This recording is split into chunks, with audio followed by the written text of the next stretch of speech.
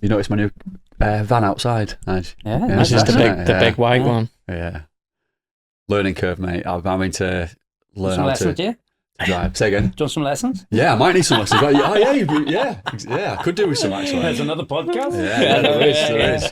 It's getting Yeah. used to this bloody size of it because the one I've got before it, or the one I had before it, is like just a normal size van, and I can drive it like a normal car, but just having that extra length. I'm not used to that extra length. The extra inch. Yeah. No, it's good, especially going around corners. Yeah. But the engine lights just flashed up, and I need to get some. What did I ask you for this morning, Ben? Diesel. Coolant. I need some coolant. Yeah, diesel. I put some diesel in, isn't it? But I need some coolant. It's like on bare minimum, so I'm like panicking a little bit. I need to top that up. Let's put some water in. You can put some water in it. It's summertime. You're not going to have any frost, are you? Is that what it? So you can just put some water in there, yeah. Yeah. All right. I'm glad I asked the right person. Then. There you go. Yeah. By the way, I know nothing about cars, and I'm rubbish at DIY. You get the water out of a tap. Yeah. Yeah, I got that one. Standard, you can just stick a saucepan outside usually. There'll be a hole in the roof somewhere. Yeah, that's why you got them hats on. Yeah. Good to roll. Right. Well.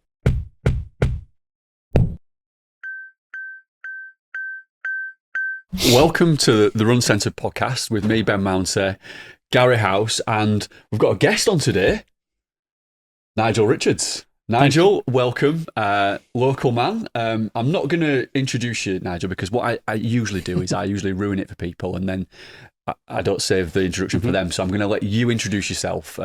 Tell us who you are and what is it you do. Okay then, Ben, thank you very much for inviting me this morning. My name's Nigel Richards. I've lived in Wrexham all my life. I'm a driving instructor. I've been teaching people to drive for over 30 years, and the driving school's quite successful at the moment. I've got numerous franchisees, and I also met a young running trainer when he was starting out 10 years ago, and I'd never run in my life before, and he taught me how to run, and that's how I come to know Gary. So where did you meet then? Did you meet in person or did you see him online? That's a story in itself, Ben, you see, because I'd read this book called The Chimp Paradox. Which, by the way, this episode is all about the Chimp Paradox, isn't it? And we'll come on to that. But you will most probably, yeah. That's one of my obsessions. It won't be all about that. Not with Nigel. I do go off on tangents. Anyway, fine, I decided that I wanted to start running because I'd been sat in a car for about 20 years at that time, and I hadn't done much exercise. I'd done no exercise. I'd never exercised in my life at all. And I decided to run. I wanted to start running. I checked in with a friend of mine. I said, Kevin, he was a runner. I said, I'm going to start running. Kev, he said, are you sure about that, Richards? I said, yeah, I'm pretty sure, kid. I'm going to go for it. He said, well, get yourself some good trainers. So I went to Cheshire Oaks and got some trainers. And then a friend of mine told me that there's a running trainer in Kevin Abath. So, and it was on a Monday. Was it a Monday night, Gary? Yeah, Monday and a Thursday I used to do that. Yeah, Monday or that was a Thursday night, I think it was. Was it like a group session? Yeah. Yeah. It was. I'd just come out of the gym trying to take my running business outside, and I'd been doing that locally. Nice. Yeah. 2014, I think, when I go. Yeah. And still friends, decade later, over a decade later. Yeah. And yeah, Nige turned up on that night, and it was like we've joked about it a few times, haven't we? Did it change your life, Nige? It changed us. Yeah. I've been rinsing content out of him ever since. Got another episode as well, haven't we? They were all lined up there in Lycra, like as it was in the bloody Olympic training camp, and I'd come trundling down the path with these tracksuit bottoms on, bloody hat and a coat and everything. He must have shit himself, mate, honestly. It was this 6'3" Irish. 6'3", nearly 20 stone, wasn't it? Come here, learn to run, pal. Yeah, it's like, I'm good, but, you know. No, it was, we had a good group, to be fair, but my whole thing was taking beginners mainly and teaching them, not teaching them how to run, but making the running part easier for them. So we didn't just turn up and go for a run. It was technique and movement and some strength involved so that they could go and run. Because when I started out, my whole thing was like, why are these people paying good money to certain people to just take them for a run? I didn't really get it, yeah. Whereas I could teach them in a couple of times a week how to make it easier so that when they go out and run, they could run. And Nigel turned up, and it was raining, wasn't it? I remember it was raining.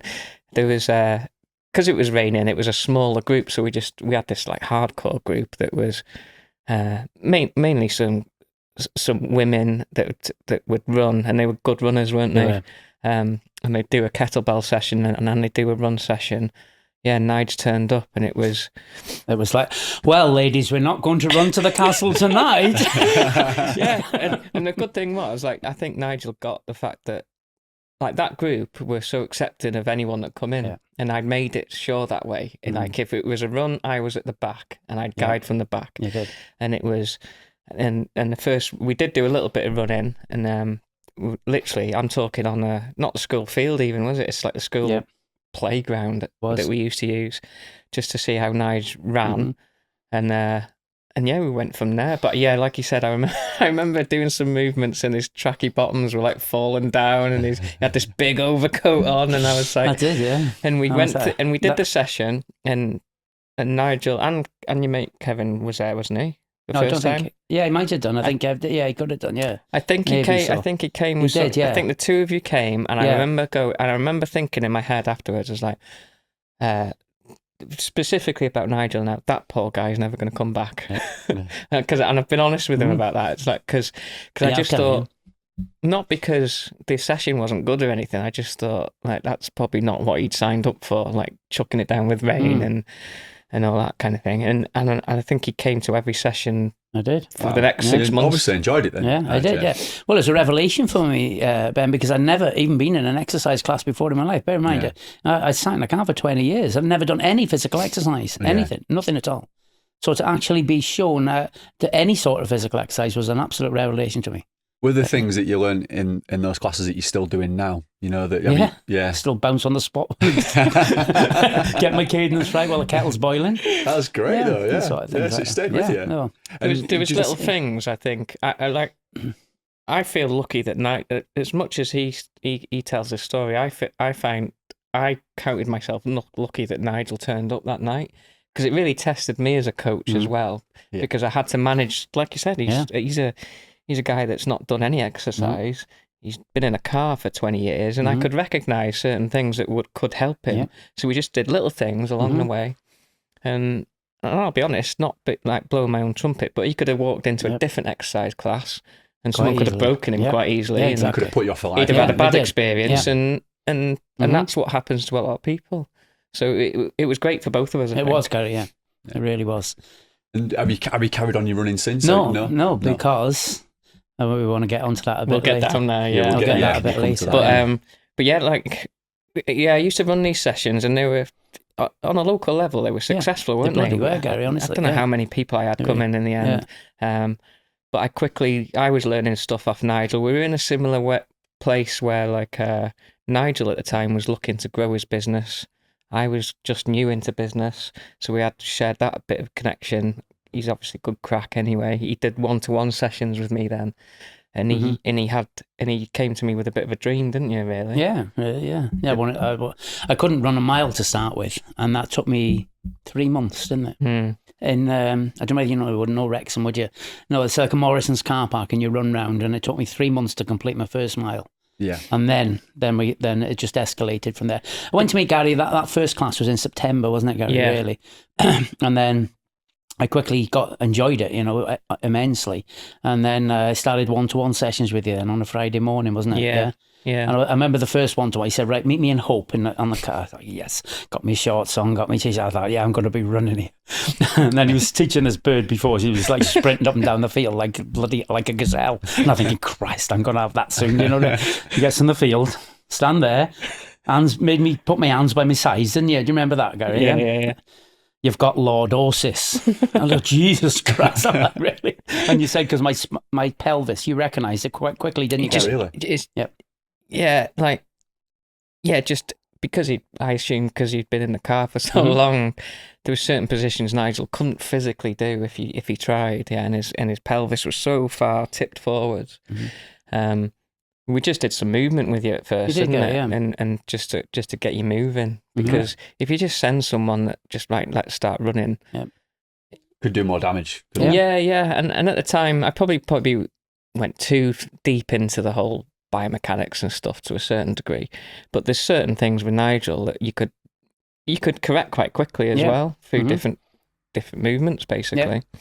And I enjoy that mechanical aspect of it, Gary, because I like detail in anything that I do. If I'm going to do something, I do get pretty obsessive with it. What was good with Nigel is I could explain what I'd learned or what we're doing, and he would be so interested in it. We'd both be interested, and sometimes the sessions would run over or whatever. But also, quite quickly, I realised, like, from a mindset point of view, he was just laser focused in a different way that I'd known. It was like, I could tell Nigel to do anything and he'd have probably done it because he trusted me quite quick. But also I could ask Nigel, like, mindset wise, what you thinking? Because the whole mile thing, do you remember how you ended up doing the mile in the end? So, well, you can say it was because he was stuck on to do this mile running around the car park essentially, and all it took was to go. Yeah, we reversed it. I was at the time I was reading the Chimp Paradox, and that's what was starting to change my life, my thoughts, and that's what's given me the ambition to become more physically fit, to enjoy time with my daughter. And I went to the Chimp Paradox event up in Wortley Hall, and I said, what problem have you got at the moment? I said, well, I'm trying to run a mile, but I'm going this way around, and there's a little incline halfway, and that's ruining me. I could walk it, do you know what I mean? But I couldn't do it non-stop running. That was my ambition to do that. And they said, well, trick your chimp and just go the other way around. I went back that and I put my trainers and went the other way around and done it. Wow, it's amazing. The mind's an amazing thing, isn't it? Yeah. I mean, it's probably a good point now to describe what the Chimp Paradox is, isn't it? Just to position it so people understand. Yeah, because exactly. It's probably new to a lot of people. Of course it would be, Ben. Do you want to know how I first discovered it? Yeah. Let's do that. Yeah, some friends of mine said there was a self-development seminar on in London, and they said, why don't you come down to it? And I just said, well, I don't think it's really for me, guys. I'm not much into that. No, they said, we can see that you really enjoy it. So they persuaded me, and I went to London. It was in a large hotel in West Ham, and a motivational speaker there. And it was a 3-day thing. And I was totally brainwashed by the end of it. And I ended up on a table playing air guitar in front of thousands of people and having an arrow on my throat and breaking the arrow and everything. But on the first day, the man wrote on the board, thoughts lead to feelings, lead to actions, lead to results. And that changed everything in my life. Because I went back home and then I wanted to change my thoughts.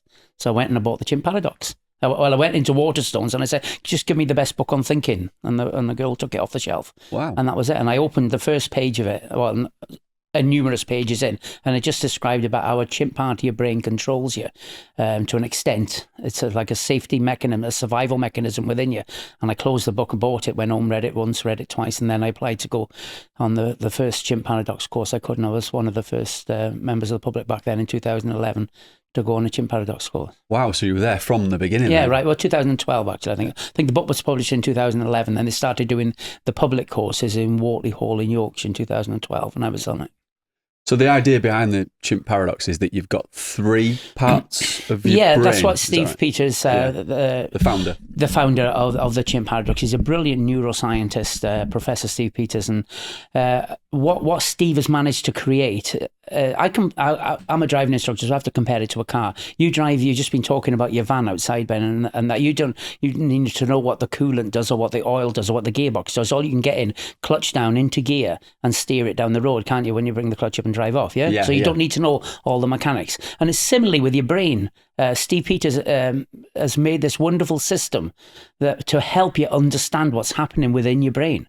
So you don't need to know all the synapses and the various different parts, the amygdala, the hippocampus and all that. If you want to do that, you can, but you can still, the system that he's created still makes you able to manage the parts of your brain to get different results. Just by making it simplified, by saying you've got a human, a computer, and a chimp within your brain. If you can segment those 3 parts, understand what each do, and understand when you're operating from which part of it, you can change your life. So the chimp being the kind of emotional, impulsive side of your brain, the human side being more rational. Is that correct? That's it. You've got it. Yeah. And the computer is the reference center where they both look into. Okay. Yeah. You say the chimp is the most, did you describe it as emotional, rational? Yes, it is. It's what it is. It's an ancient survival mechanism. We've got to be thankful for it, Ben, because that's got us from where the human race to where it is now. If our great ancestors hadn't had it in the days of the jungle and the caves, we would never have got here now, because it's a safety system that any sound, taste, anything that from your senses, all the information goes immediately to the chimp part of your brain. And if you understand that, and then you that can change your life alone. Yeah. If you know just what you hear, see, feel, and touch is affecting the decisions you make in life.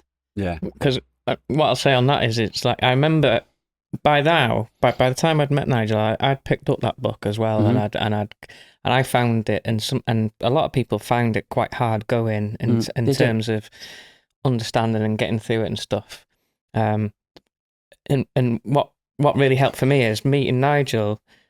He was I would describe some things that had happened in my running or even in my life, and he'd go, and he'd reference the book. And I'd be like, yeah, well, that makes total sense. So between us, like, there was a particular race where essentially it was a 24-hour race. I'd led it for like 23 hours or something, and I'd ended up finished second, and I'd blamed my knee and stuff like this. And I'd said to Nigel, I said, for hours I was kind of messing about my knee and all this kind of thing. And when second place finally caught up to me and went into first, it was like this huge relief and things. And he went into this big, explained why basically I should have won, essentially, and this kind of thing. And then the following year, I went back to the same race, and a similar kind of thing happened. I was basically not doing as well as I wanted to, and I went into a cubicle, like a portaloo, and I'd written the race off. I went in and thought, I'm just gonna walk back to them in a minute and make up some bullshit excuse about why I'm going to pull out. Do 10 posts on Instagram about why you're doing it. Exactly that. Turn left. But what I did do is I turned right instead of left and walked. I thought, I'll just walk it, and I started running, and then I ended up doing the fastest lap from that point that I'd had. So I thought, I'll just do another one. I ended up winning that race, and I was telling him this story, and he could explain why I'd ended up in the portaloo, why I ended up, and the whole kind of why I turned right and everything. And it was like, and to me that was, oh wow, so I can actually apply some of some of Nigel's knowledge mixed in with reading that book and apply it to my own running. Yeah. And it's not always about winning races, is it? It's more like Nigel, like you said, he changed his life through it and stuff. Yeah, having that ability to analyse and understand those situations then it's probably changed your life in all aspects of life. No, it is, Ben, it? Because once that chimp takes over and the blood flow, you've got to understand that the blood is flowing to the chimp.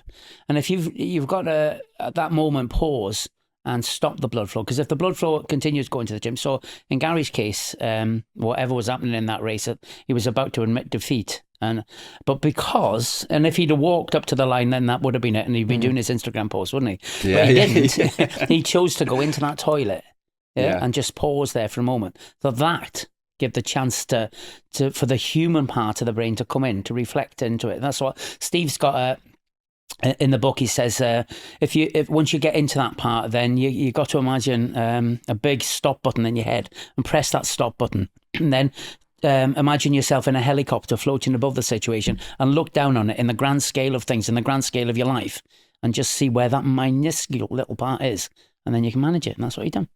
Yeah, that's really interesting, because the thing is, you're not just applying this to running, you're applying it to everything, aren't everything. you? Yeah. Well, everyone's heard of like pause and count to 10. Yeah, exactly. Everyone's kind of heard that, but again, like all the conversations I was having with Nigel was helping me, and like I was helping him with the running. Yeah. So it was You're one probably of these, coaching each other in a way. In retrospect, like the first. Go on, sorry. Like at the start, I was just a running coach, and I've always, like, we've spoke similar in the past. I'm not really, like, when it comes down to mindset and stuff, I'm quite straightforward. I'm not too emotional. No.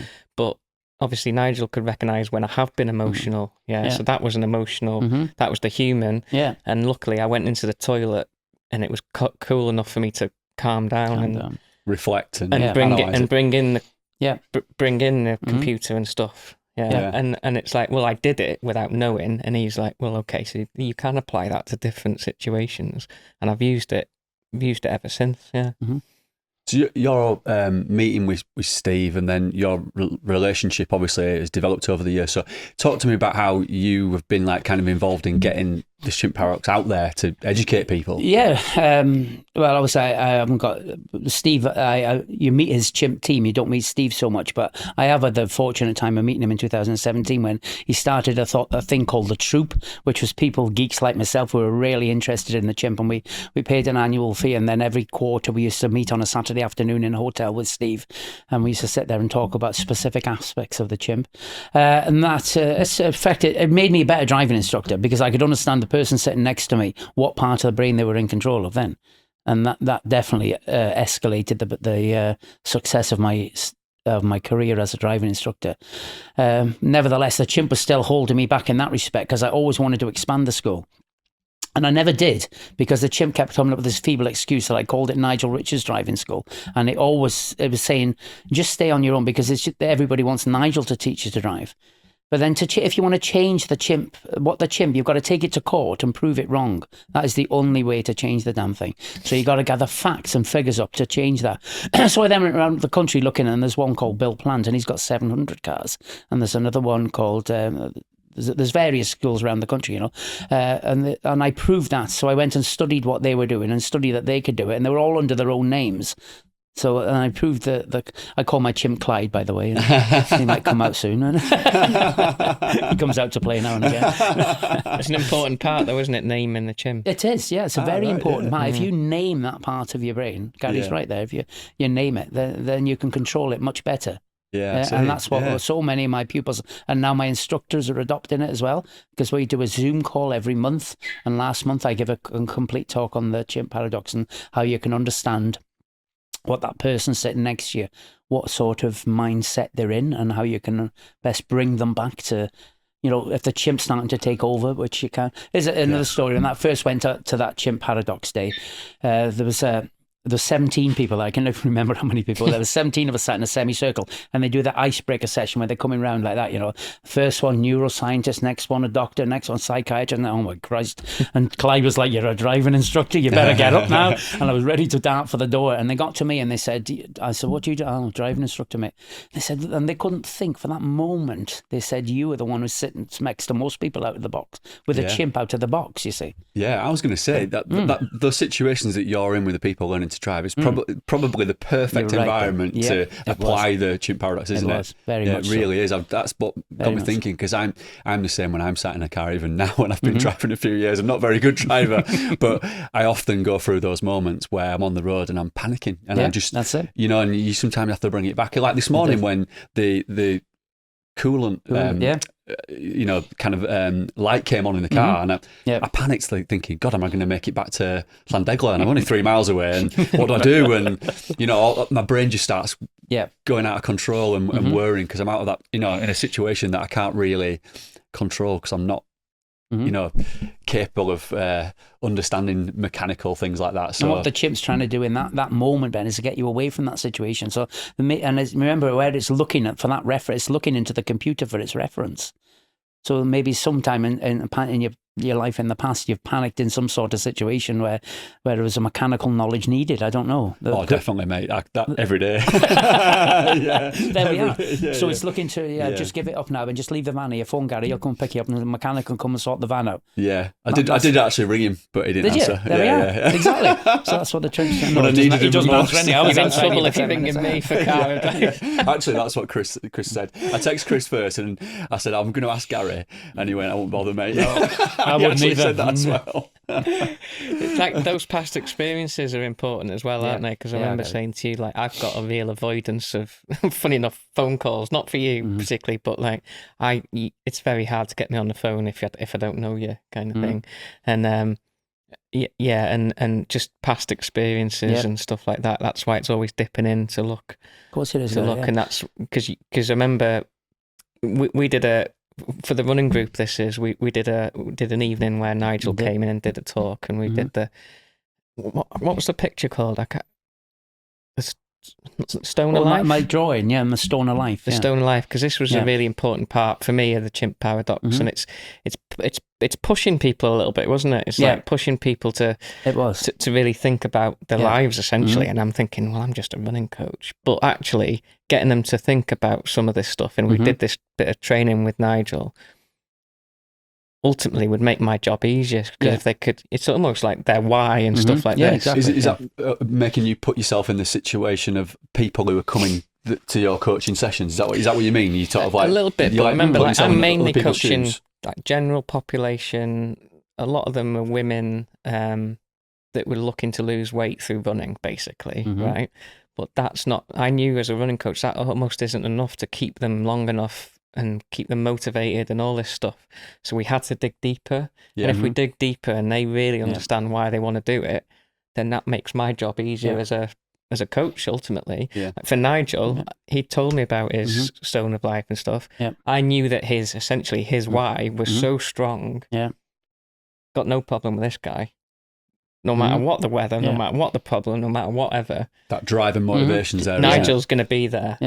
Whereas others, obviously, if everyone had that same strength in terms of mindset, then my job would be easier. It is, yeah.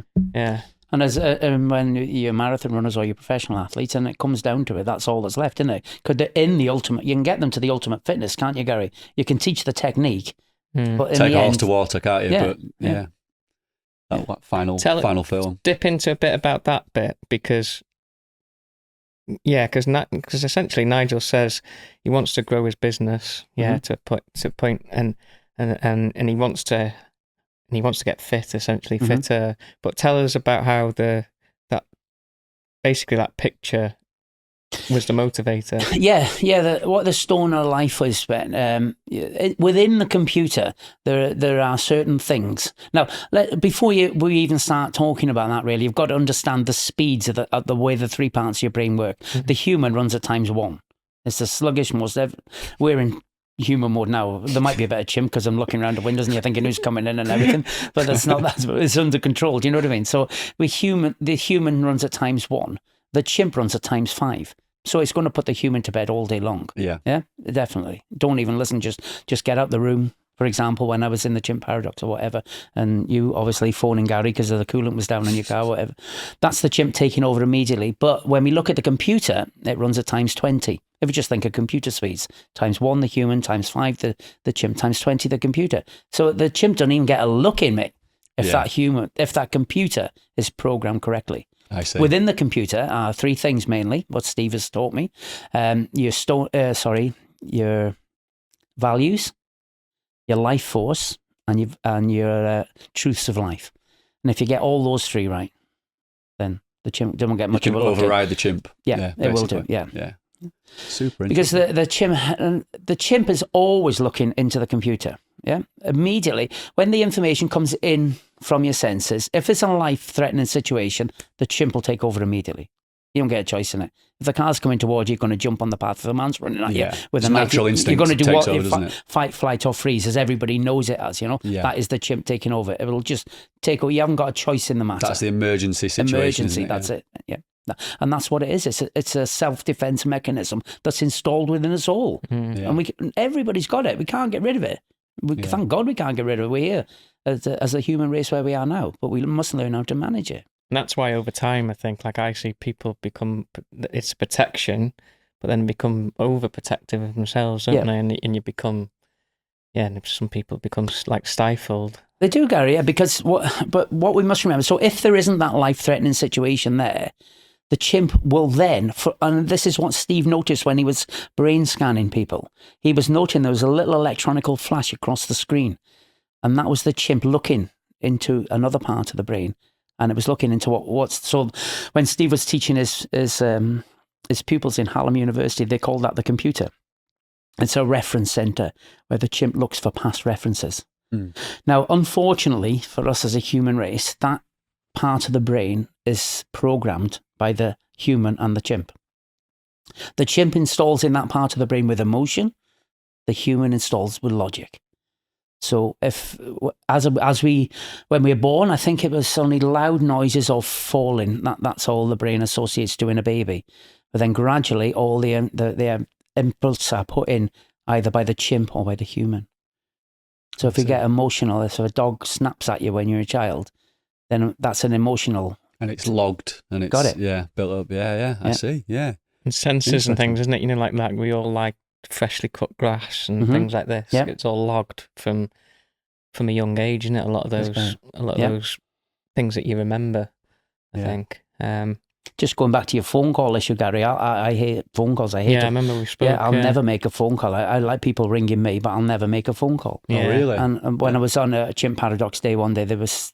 Now, sorry, I'll just carry on with that story because I just had another one come to my mind. They said, well, what won't you do in life now? I said, oh, no, nothing really. So I just won't make phone calls. Oh, why is that? Why is that? So they dug down and we looked back into why. And that's when we didn't have telephone and we didn't even have a toilet. And we had an outside toilet when I was a kid.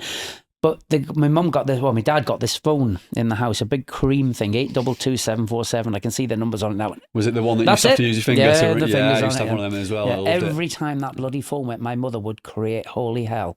She'd be screaming, what the hell? This is the worst thing we've ever had in the house. Why are people disturbing my routine with this? And I got that anxious every time the phone rang. I associated that if I'm phoning people, I'm upsetting them. I see. And I didn't want to upset people. So you had that attached with that. Attached with it, and that's it, right. Yeah. That's why. And I still won't make phone calls to this day. Wow. Stayed with Texting you all was that a time. revelation. Yeah.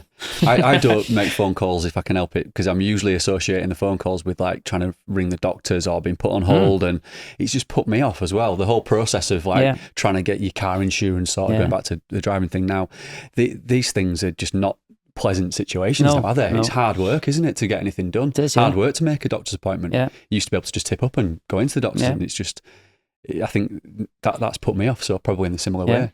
Exactly. And when the coolant's out in your van as well. Exactly. Yeah. So tell us about, because it'll be interesting. This Nigel's run a mile now, and he's been coming to the sessions and stuff. Things start to move quite quickly with the running, don't they? Because he came to me one day, and he's like, "Right, guy, I want to run Lakeland 50." Wow. Yeah, well, so you've gone from the mile to Lakeland 50? No, we didn't jump that quick, boss. You set a goal, It was September was that first class. Yeah. And then by the end of September, I was meeting him every Monday morning then for a one-to-one session, wasn't it? Yeah. And things started developing. You set that goal. You said, right, you're going to do a 10K in March. You're going to do a half marathon. No, was it? It was... Yeah, 10K in March, 10K in April, and then you're going to do the Chester Half Marathon in May. Right, yeah. And I said, dream on. Build it up. Quite quickly, Nigel was... Some people don't do well with this, but I could tell he would do really well with almost like a timeline and having these goals to hit. Yeah. Make things much easier. So he had a couple of 10Ks and a half in Chester in April was a massive challenge at the time for Nigel. But it was also... You could work backwards, and he could see how it would be achievable. I think as well. That's how it kind of started. Yeah, it was, and there was the Loggerheads 10K, the first one, wasn't it? Go 5K laps of Loggerheads up them 72 steps, which he didn't tell me were involved in it till I got there. So there's some parts with Nigel you have to keep away as well, because it's otherwise Clyde comes in. Just tell him what he needs to know. Yeah, you're just doing 10K, mate. Didn't tell him he's like 2 laps of like these 80 steps involved. Throw that in at the last minute. I've got a great picture of him coming up these steps. It looks like he's going to absolutely destroy me at the top.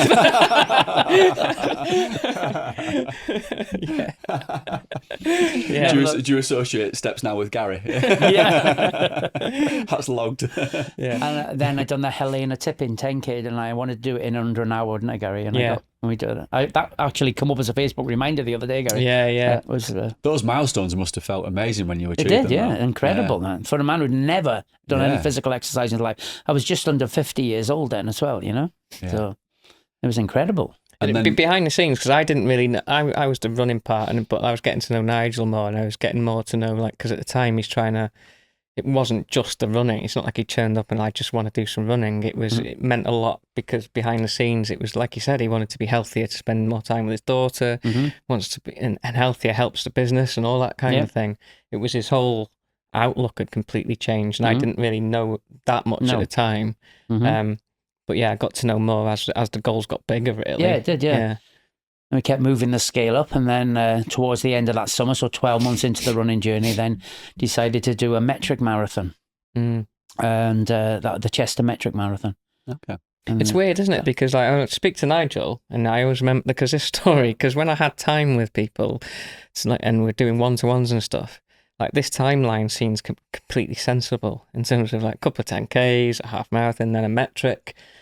And yeah, it's like it's all sensible, but these days everyone just jumps in at the deep end kind of thing. Yeah, signs up for an ultra straight away. Exactly, yeah. A relatively small time scale, really, wasn't it, Gary? Considering my age and my weight, really. Yeah, that's testament to your mindset, though, isn't it? And your approach to it. And to Gary's techniques, really. Yeah, absolutely. Because there's that one picture that crops up, and you had me leaning perfectly. I got that. You taught me to run with my feet under my head, just a slight incline forwards, and bringing the heels back. That was taken in March, that was Gary and Craig Early, and I've still got it on my phone somewhere. Remember, I was like, yeah, you look like a runner. Yeah.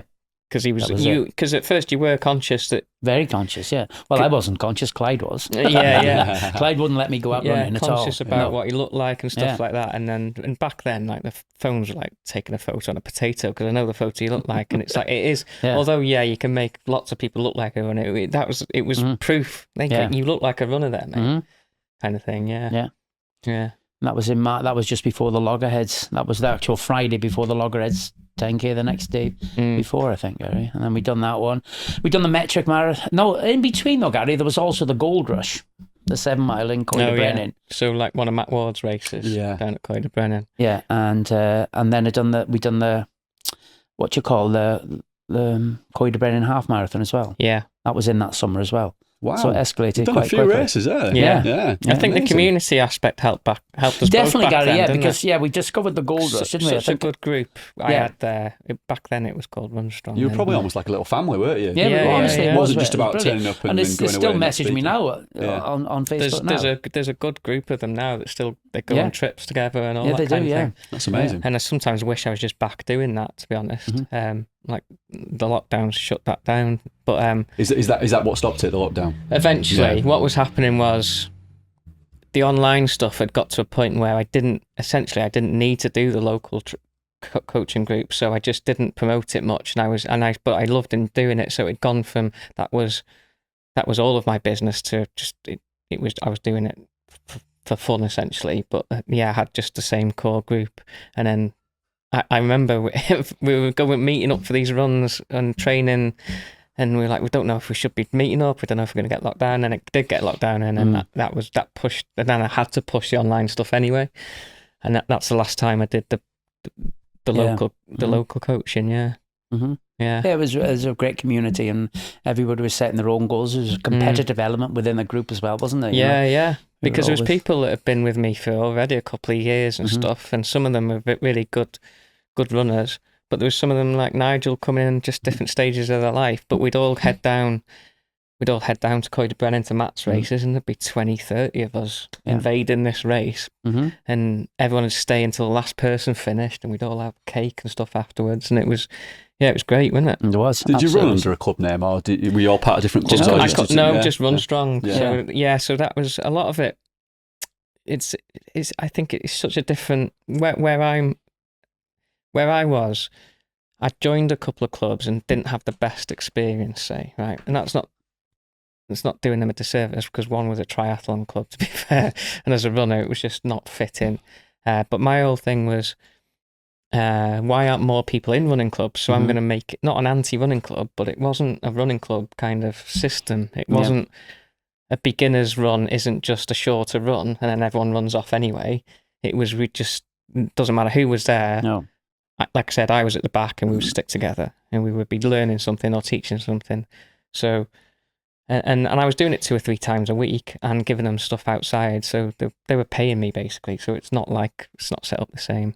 But yeah, it was that we saw it as our own running club, didn't we? We did, yeah. It's super. And the MetaFit classes after as well, Gary. We do MetaFit after the running as well. Yeah. That was excellent. And it was a really, really good community. I thoroughly enjoyed my time there. And I think the one-to-one coaching really helped me as well, Gary, because you really taught me how to run properly, didn't you? Yeah, you could really get into stuff. That was quite a blank sheet, really, wasn't it? Yeah. like just upping the strength levels of Nigel so that he could cope with the running. Because I knew like he's upping the distances here. You can't just give someone a bunch of 20-mile runs just because they're doing a marathon. They have to be able to tolerate it. So he's doing kettlebell sessions, he's doing body weight sessions. There wasn't much running involved with me, was there? It was like... Was that time when you had me in the field jumping up and down like a frigging Zulu warrior? Do you know? So what the hell are you doing? Why am I doing this? He said, I was like, fucking, I've got nothing else to do with you, pal. I don't know.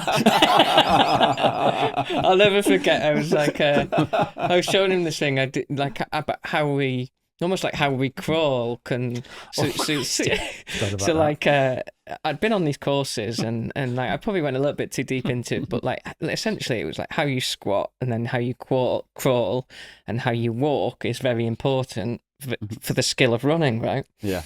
So I'm telling Nigel this, and I was showing him like different people's squat patterns and how I could tell from a squat how like you might run as a runner, and we did this like a crawling session, and it was a bit of fun behind it. But then I got this video of him in the house, and he decided to just crawl everywhere. Oh, it's so funny. I was not going through the middle room in the house. I would crawl through that room every time. My daughter was like, Dad, what the hell are you doing?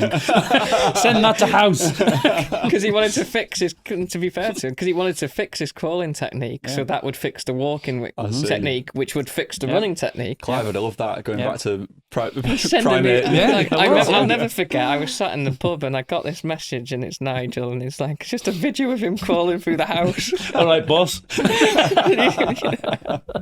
Brilliant, yeah. But little things mattered back then that Nigel was picking up. Even, you know, like I was always big on like fixing people's rhythm to a certain extent. So it was like if you're boiling the kettle, for some people it would be balance, so just stand on one leg and stuff. Yeah, but for him it was if you're boiling the kettle, just do these little hops because he's a tall guy, and we know a bit more about Cadence and stuff now, but when he's so tall and he's so new to it, it's like just get that nicer rhythm. Yeah. And if you only do it when you're running, I think it's hard. But especially for Nigel, he was so like if I do it in one situation, it was easy. It would show up in his running. He was one of those people.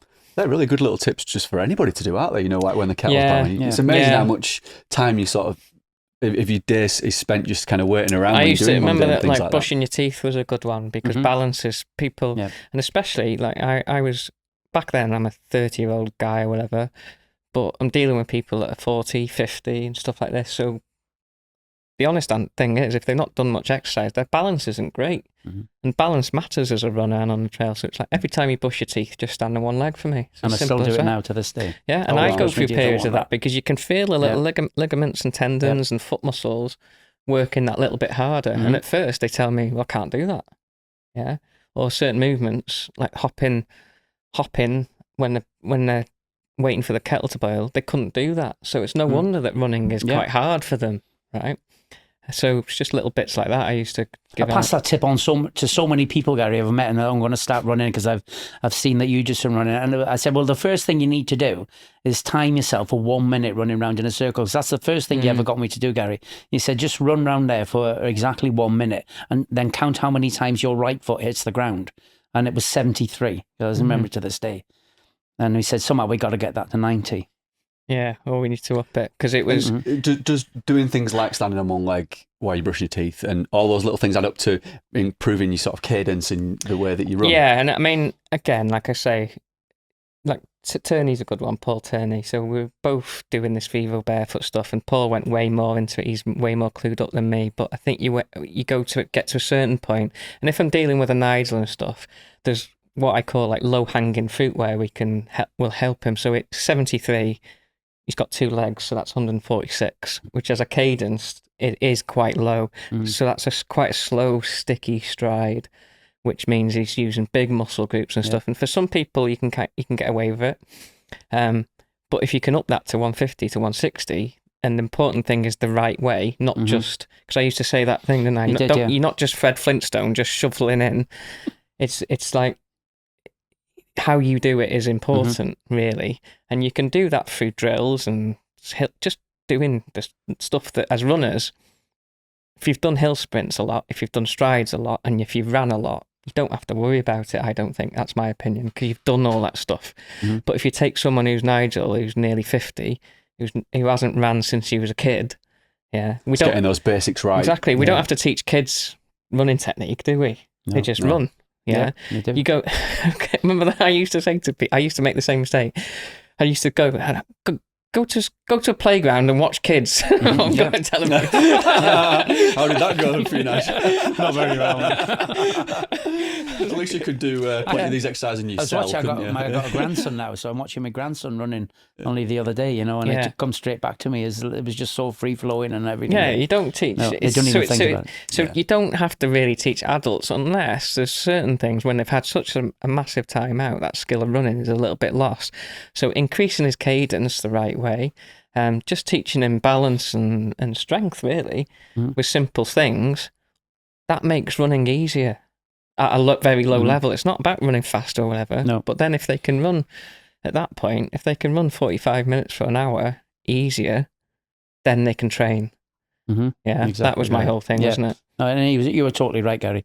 It was exactly right for me, really, to learn those mechanics first and get and the all the time, technique. like once a week, we would meet on this particular hill. It's a steep hill kind of thing, and I'd get them to do a couple of hill reps and stuff, and they're getting a good workout. But ultimately, I know they're getting stronger every time they do that, but they're only covering 1.5 kilometers or something. But it's hard work. It's hard work for me, never mind these guys. But as a group, they do it, and they're like, total amount of running with me, nothing, was it? No. But it was the idea that then they go off and do their own running. Yeah. Just work more on the technique and the strength building, really, wasn't it? Yeah, it makes perfect sense. Yeah. It's really, really good. Yeah. It means as well you can keep everybody together at different levels as a group doing those things, doesn't it? Exactly That was the thing So they're about all it, doing their own version of what everything was time based. You're up and down here for a minute or 2 minutes or whatever. I'm stood in the middle cracking jokes or whatever. Dancing. Yeah, exactly. And the nice thing when we went for a long run, you always told the front group, when you get there, come back. Yeah. And they always come back and join Yeah, again. so And there's then no they went again. benefit, And then they come back to us again. But Yeah. it kept the group inclusive, and they were getting more the workout that was right for them, wasn't it, Gary? And the people that call them at the back, but I'd be usually with them or whatever. Yeah. There was no like, oh, look at them running off, because we were all in it together. Yeah. Yeah, and I never used to tell people where we were going, would we? No. So it's not like they could just bugger off. It was like they had to come back. I was like, go to that point and come back. And yeah, everyone was... It's like I do miss those days, to be honest. Yeah. And I know there's lots of great running groups out there, but we just had such a... And the odd time that someone had come in and wouldn't really get it, and they turn everything into a race, it just wasn't the right group for them, really, and it wouldn't last that long. Just going off on a bit of a tangent, but I used to run with my first club, Stanley Lions, which was like the local club. We had a real mixture of like elite level runners right down to like real beginners. I remember we did every so often we'd do this. It was called the Hare and the Tortoise, where we'd partner people together. So you'd have your fastest with your slowest runner, and you'd both do a circular route. But one person would go one way and one would go the other. So you'd have maybe say like 100 people running, 50 go one way, 50 go the other. And when you met your partner on the route, like at the other end of the circle, and for the faster runner, they'd probably do 75% of that, almost that circle, and they do 25. You turn around and come back to the beginning, and the first pair back won the race. And it was just a really good, inclusive way of matching different abilities good way together of handicapping things, and creating a competitive situation at the end of like, every month you'd do it. And it was brilliant. It was one of the best like race situations I've ever been in, because you couldn't predict a winner. You could, you made new friends. You got people like kind of working together as a team. So I just thought I'd mention that because it just reminded me of like similar what you were just talking about. Yeah. And you pick things up. Like some sessions, I'd picked some stuff up from going to run clubs or whatever, and gone, that's a great way of keeping people involved and stuff like that. But it was, I think even from that early on, like I still use those techniques and stuff. That's what I still do in my coaching calls now. Like you don't need to do some of the run technique I see on Instagram, for example. It's like it seems a bit crazy to be honest. Whereas you can do simple little things that add up. Yeah, I'm all for that. Just with the 90 beats a minute again, trying to get me from 73 to 90. We just set a metronome. You told me to you get used a to metronome. Stand there with like a metronome, or like I'd be there with the speakers, and it'd be like, and granted, like it's not that you have to be 180 beats per minute. but teaching them in a session what that rhythm feels like, and then not letting them worry about it afterwards, it just filters into their running. And it's not like we were saying. It was like in these sessions when new people used to come, because I used to do like a workshop, so loads of new people. It was almost like me having to sell them on the fact that you could make running easier. That's literally what we called it, running easier. So it was like, I'm not expecting everyone to be at 180 beats per minute. That's not it's just that if you're a Nigel at 140, feel what it feels like to be 170 or 180 literally round a football pitch. And you're like, oh, actually, yeah, that does feel a bit easier. Obviously, the point being is, if you turn that into just doing a marathon, you can't just change your technique overnight, can you? It comes from the training. It comes from the increase of running. But just Nigel knowing that and knowing, like Nigel was one of the people that would quite happily run with a metronome. Whereas usually I'd just say, don't go out running with a metronome. But for Nigel, it would absolutely work, wouldn't it? There was a time when he taped me mouth up as well. But bloody masking tape over my mouth and said, do you remember that? It was like a bloody mummy going around the bloody prayer. People coming there, I don't know if I get metronome away in the with ear, it tape around my mouth, and he's like, what the hell's he doing with him? I was just teaching people how Fetish. to... What used to get me is like, how do I breathe? People have told me I need to do 2 in, 2 out, or 4 in, 4 out. I was like, at a very easy low level, we should all be able to run with our gobs shut. So to learn, because I was trying to teach people RPE essentially, not pacing and stuff like this. So like, are you running easy? And I'd send them off, and there's always usually a guy that's like trying to run faster, and like, you're not running easy there. So I'd literally tape them out. Literally? I'm not kidding you, Ben. And it wasn't a nice tape, it was like a black duct tape, you know what I mean? It's a good job I didn't have a beard, like, right patchy job. It's the gimp tape. Did he open his car boot and he had like tape and gimp oh my god, it's one of those sessions, is it, Gary? It's one of those sessions, is it? With my following now, I could probably make some money off taping people's mouths. Get that OnlyFans account started. But it was another way of teaching people how to basically... We're having to breathe through your nose as well? Yeah. Because that's something I've never been able to do, but is it better to breathe through your nose, Gary, when you're running? Just, again, you're talking different beasts kind of thing. What it taught me was to not exert so much. Yeah. Just to be able to run slowly. Yeah. And if you can't, what did you have to do? Walk. Yeah. So as soon as you got to a point where I need to gasp for air, that's time to walk. That's the time to walk. So it taught me that. That's really interesting. And once you, like you said, we got the cadence to 180, and Gary taught me it was the height that the heel comes off the floor. It governs your pace then, didn't it, Gary? You know? That's how I was trying to describe it. And as soon as he said that was it. Yeah. When you watch, because my example was if you watch a 10K runner come around the last bend in the Olympic final, and I think their heel, the spikes are literally kicking their bum and stuff like that. So teaching beginner runners about stride length and leg turnover and stuff like this. Yeah. Whereas to someone like Ben who's ran at a high level, it's like, well, my body does that because I've trained hard over years and years and years. But when you take these beginners, if it's just based on effort and effort alone, so I just think you can help them by teaching them, well, your body, when your body does this, it's because of this. And to make it easier, maybe try this. Yeah. You're not trying to change someone's technique overnight. You can go too far into that, and then it comes with its own problems. But when you've got the luxury of having them twice a week, which is what I had, you could filter stuff in over time, and then 6 months down the line, Nigel's a runner. Yeah. And the steeper the hill, the lower you keep your heels. Yeah. And in the end, it was just you just used to say little circles or something like that, didn't you? Yeah, just keep it on little circles. Just keep it a little circle, and I could get up anything. And it's all stuff that I'd picked up over years from coaching or whatever. But you'll know, like, it's some people just know. And I think a lot of what you're talking about, probably I've just done naturally, exactly and not thought about it. But now you're explaining it as well. I've a better understanding and an appreciation of how you were coaching and how you were receiving that information. And I think that's why, through luck or by design, that's why the coaching was successful, because it wasn't just because I was trying to teach people that stuff, really. Yeah. And at first I'd made the mistake of trying to go to the likes of Ben and stuff, really good athletes and trying to teach them stuff because I thought I could help the Bens and stuff. And Ben would probably be open to it. And, and I'm sure you could as well. Exactly. Because you've got the full range of who you're yeah, working exactly. At, but you're kind of hitting a brick wall back then, especially by going to a club of good runners and going, I think you're running wrong, essentially, or I can help you run easier, that kind of stuff, But there's some great people that do it really well, better than me. Like Paul Turney's a great one. I always lean on him for stuff on that, I can see why it worked well because you're essentially with the Chimp Paradox training your brain, aren't you? Yeah. And you're teaching you how to rethink your running as well. So it went hand in hand. I can see why it was a perfect relationship. And I walked down that path that night. I was ready for it. Yeah, definitely. It just sounded like it was a perfect connection at the right time. Yeah. I mean, it must seem like a long time ago since you challenged yourself to do that mile and you completed that first mile. And where did it? You built it up 10Ks, 10 miles. Yeah, we went done that.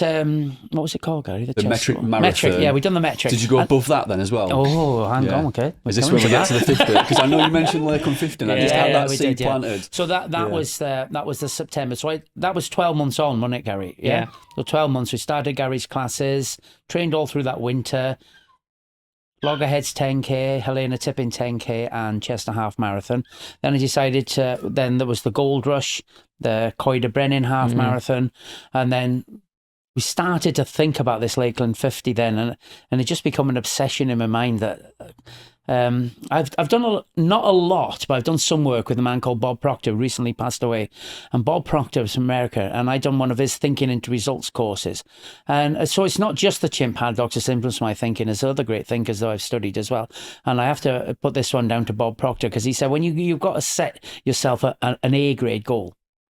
You've got to have an A grade, otherwise nothing will happen. You'll give up too easy. And that's why I'm like, the chimp will kick in. So that's my analogy of it. So Bob Proctor taught me to set a grade A goal. Three things for a grade A goal. 1, you must never have done it before. 2, it must scare you. And 3, you must just about be able to think of doing it. And Lakeland 50 fitted exactly into that. And for me, it'd be putting coolant in my car. Wouldn't it? but no, that is a big goal, but it's something that we're obviously working towards. It fitted perfectly. I'd never done 50 miles before. I could just about the techniques that Gary had taught me and 12 months of coaching, and with having a 12-month build up to it, I could just imagine doing it, and it scared the shit out of me. I bet. I can remember the morning, right? He said, right, you're going to enter. It happens now. I think you have to go in a ballot for it now, do you? Yeah, it's a bit different now. It was almost like fastest finger first, wasn't it? Yeah, it was. So he said, right, 1st of September, 9 o'clock, laptop, tablet, fucking phone, another phone, everything. Gary, I'm ready. Are you ready? Yeah, I'm ready. I'm ready. Ready. It's fucking 57, 58, boom, boom, boom, boom. Everything goes all at once. And Christ, I've done it, Gary. I'm in. Shit. How was that bed. His ass fell out when he actually got it. What was Clive thinking about that? Clive was in my house. Gary, what have we done? But he had also got in the 100, hadn't you, pal? Yeah. That was always nice. We went together. Both of us went together. So that started a very intense winter of training off them bit. And I think they still do it now, but there's for the 100 mile Lakeland 100, there's 4 recce's. Yeah. So we set out on this journey to do these 4 recce's. You can take over that one, pal. I was just thinking about that. I know what you're thinking of that now, exactly when Clyde came out of his box. Yeah, go on then. Well, there was like... This is going to be good. Which one came first, the night one or the night one was first? No, did we? I don't know. But no, this was the one. This was the daytime one. Yeah, so we go up and over... Keswick, and we stopped overnight, didn't we? Yeah. Yeah, that's right. So, like, by now we're basically good friends as well. So we've gone up for this recce, and I'd been coaching Nigel on the use of poles and stuff, and but he's a bugger for maps. I found out as well. So he fucking loves maps. Yeah, it's pour over maps. Yeah. It's like map porn with Nigel. Remember that we were in this weird B&B in Keswick, and we walk in and there was like a map on the wall or something. I was like, that's him gone. Is there a particular scale that you like best? Like stroking the walls. And he's totally the other end of the frigging scale. I can tell you that now. The amount of races he should have won because he'd done no prep is looking ridiculous. boss.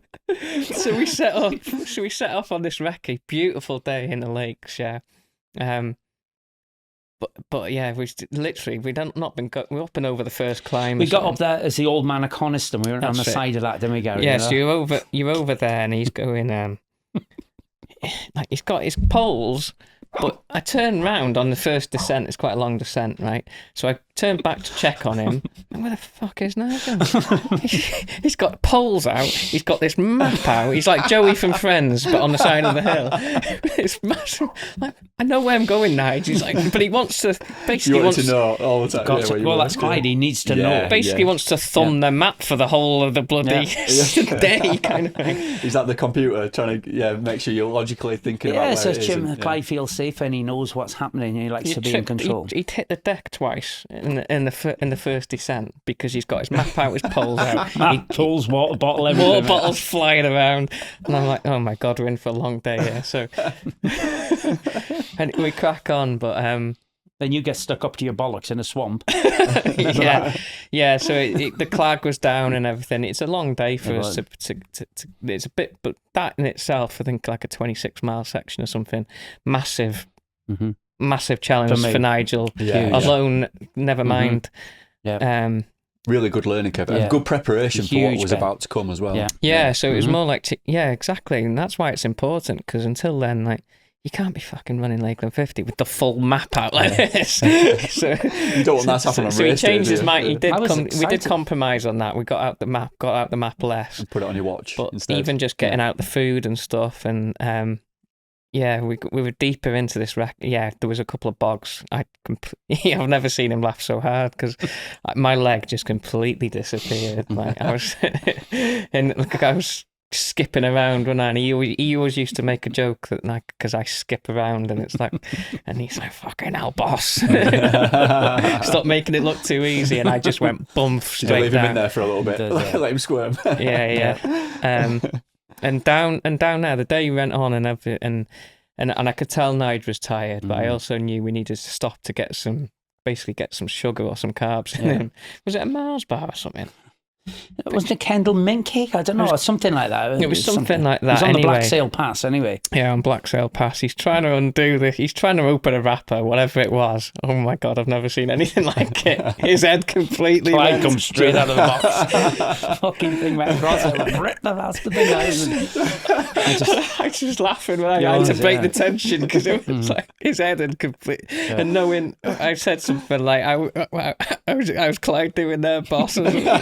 And he did start laughing because he's such a Chimp Paradox like zealot, which is great. But just in that moment, he just over a wrapper, he completely lost it. I did completely. Yeah, it was good. And we got to the finish of that. Was that the day, the fish and chips day? Sorry? Was that we finished in the pub at the end? Yeah, we did. Yeah, we got to that fish pool pub, didn't we? Yeah, and he was just talking about fish and chips for the last 2 hours. And then we went into Keswick and got the big fish and chips. Is that the motivation to get to the end? Yeah, honestly, that's all I could think about. Food there, isn't it? I drank 11 litres of water that day. Didn't even have a pee. Jeez. Didn't I, Gary? Yeah, he drank. I was just filling up out of the thing. He says, "What about that dead sheep up there?" Mate, I need water. I had a litre bottle and I filled it 11 times. Yeah, and I didn't. It was a hot day. I got hot that day, and we finished in the dark, didn't we? Really? I said, if you finish this, you can do Lakeland 50. Massive confidence booster. And it was huge. He's one of the most like kindest, considered person I know. Yeah, he'll do anything for anyone. But we got to that chippy, and it was quite late. And he got the woman. He was like, 2 large fish and chips, and she said, "Oh, we've just got one. We've got one left." He was like, "That's mine, boss." I had no choice. That's all I could think about. I don't know why. And that's a bit like I've said to you, Gary, in the past. When you, I give you an analogy once when you was asking somebody about doing a marathon. I said that if you split a marathon, or particularly a mountain marathon, down into 3 parts, the first part you're running against the Clyde. You're in a chimp is running against the person in front of you, because somebody passes you think shouldn't pass you, then it kicks off, doesn't it? And then you go, so that's the first third of the marathon. Then the middle bit, it's you against the course. Because then, the field's spread out then, hasn't it? Separated. You got nobody, the chimp's not looking at anything, just the course. And then the last part is just you and your mind. That's what gets you home. Yeah. It's a really good way of looking at it. It was a good way of looking at that. Yeah, it really was very good. And We used that with the people that.